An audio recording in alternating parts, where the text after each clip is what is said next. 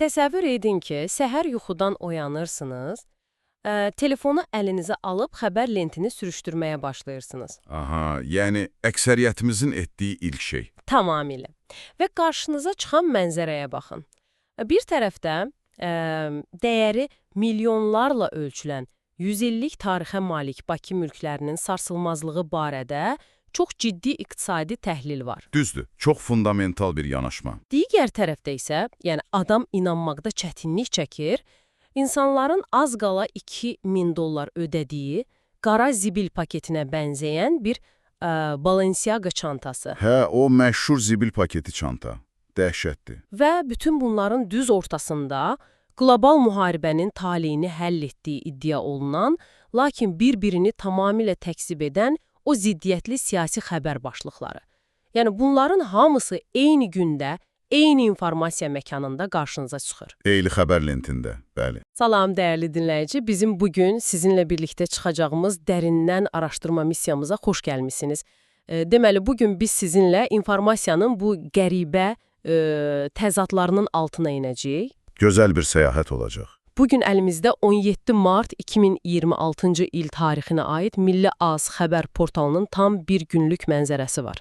Və bu, yəni sadəcə sıradan bir günün xülasəsi deyil. Mütləq şəkildə yox. Çünki siz bu qarma-qarışıq xəbərləri bir araya gətirəndə, yəni kənardan baxanda əslində müasir cəmiyyətin, iqtisadiyyatın və ən əsası insan psixologiyasının çox dəqiq bir rentgenini çəkmiş olursunuz. Gəlin bunu aydınlaşdıraq. Deməli, bizim bugün əsas diqqətimizi yönəldəcəyimiz mənbə Bakının daşınmaz əmlak bazarındakı mövcud vəziyyətdən, yəni xüsusən də paytaxtın ən bahalı küçələrindən bəhs edən olduqca sakit bir məqalədir. Çox fundamental sakit iqtisadi təhlildir, aha. Söhbət rəqəmlərdən, tələb və təklifdən gedir, lakin bu məqalə tək başına boşluqda mövcud deyil axı.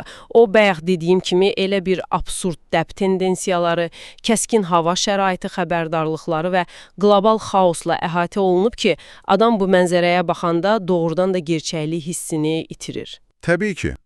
Burada ən heyran edici məqam odur ki, kənardakı o informasiya xaosu ilə mərkəzdəki fiziki mülklərin dəyəri arasında birbaşa, amma ilk baxışda görünməyən bir əlaqə var. Bax, o əlaqə çox maraqlıdır.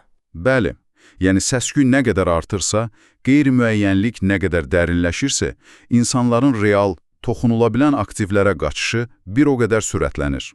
Biz bugün əlimizdəki mənbələrə əsaslanaraq məhz bunu izah edəcəyik. Yəni ki, bu qədər ziddiyyətli dünyada niyə daşınmaz əmlak hələ də ən etibarlı sığınacaq olaraq qalır?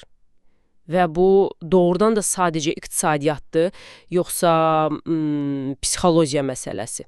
Bəlkə də sırf qorxu psixologiyasıdır. O zaman heç vaxt itirmədən birbaşa bu işin nüvəsinə keçid alaq. Deməli, mənbəmizdə əmlak eksperti Elnur Azadovun çox dəqiq açıqlamaları var. O, Bakının ən bahalı küçələrinin, belə deyək, anatomiyasını çıxarır. Aha, həmin o əsas küçələr. Bəli, Nizami küçəsi, Parlament prospekti və əlbəttə ki, şəhərin tarixi qəlbi olan İçəri şəhər.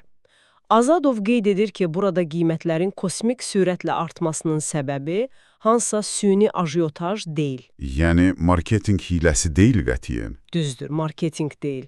Əsas səbəb bu binaların əksəriyyətinin tarixi əhəmiyyət daşıması və satışa çıxarılan mənzil tapmağın demək olar ki, qeyri-mümkün olmasıdır.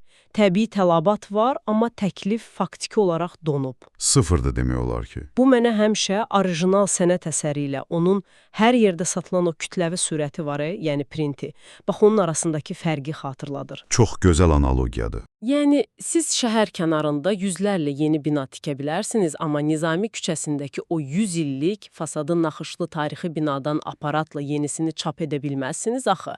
O yeganədir və fiziki olaraq məhduddur. Fiziki məhdudiyyət buradakı ən açar sözdür. Bax, əsl maraqlı məqam buradadır.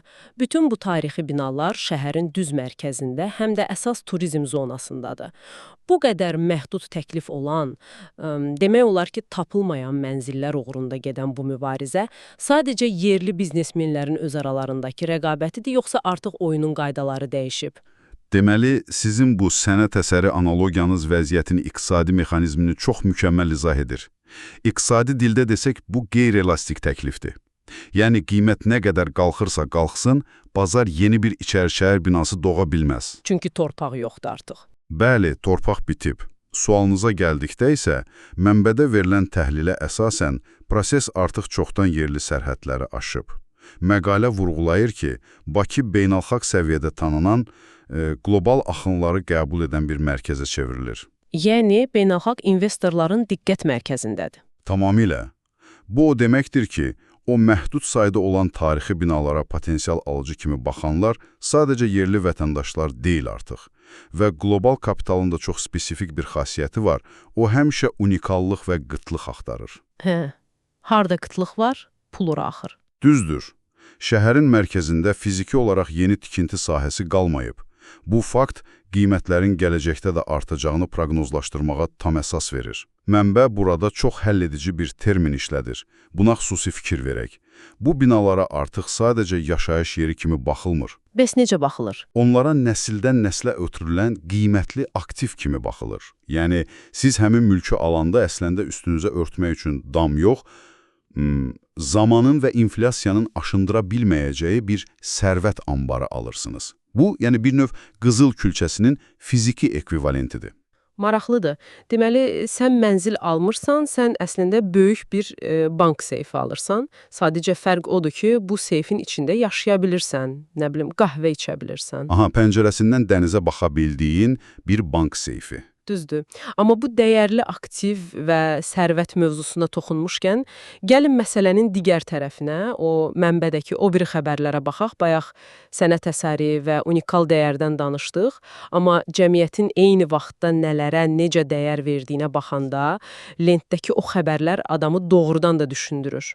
O absurd xəbərləri deyirsiniz yəqin. Bəli, yəni cəmiyyət eyni anda tam fərqli reallıqları yaşayır. Bir tərəfdə sizin izah etdiyiniz o nəsildən nəsilə ötürülən, daşdan yonulmuş, əbədi sayılan Bakı mülkləri, digər tərəfdə isə mənbədə qeyd olunan o Balenciaga brendinin yeni çantası. Mən onu görəndə heyrətləndim açığı. Mən lentdəki o xəbəri görəndə, yəni gözlərimə inanmadım.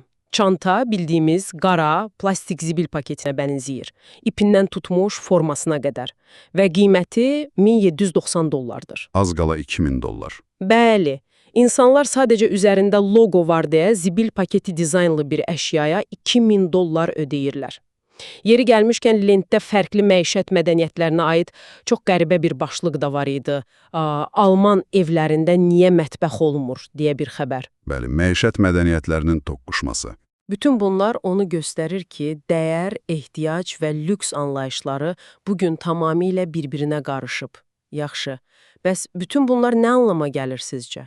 Əgər bugün kütlə zibil paketinə bənzəyən bir çantaya sadəcə trenddir deyə bu qədər pul verə bilirsə, onda bəlkə Bakının mərkəzindəki bu mülk ajortajı da elə eyni psixologiyanın məhsuludur. Necə yəni eyni psixologiya? Yəni, bəlkə bu mülklər də əslində heç bir fundamental sərvət deyil. Sadəcə mənim mərkəzdə evim var demək üçün yaradılmış böyük, lüks bir iqtisadi köpükdür.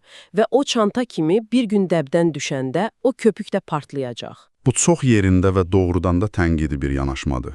Əslində lüks istehlakla fundamental investisiya arasındakı xətti çəkmək həmişə çətindir. Çünki hər ikisinin kökündə cəmiyyətdə seçilmək, bir status qazanmaq instinkti dayanır. Amma zibil paketi çanta ilə o tarixi mülk arasındakı uçurumu, dəyərin nədən yarandığını təhlil edəndə biz böyük bir fərq görürük. Yəni, dəyər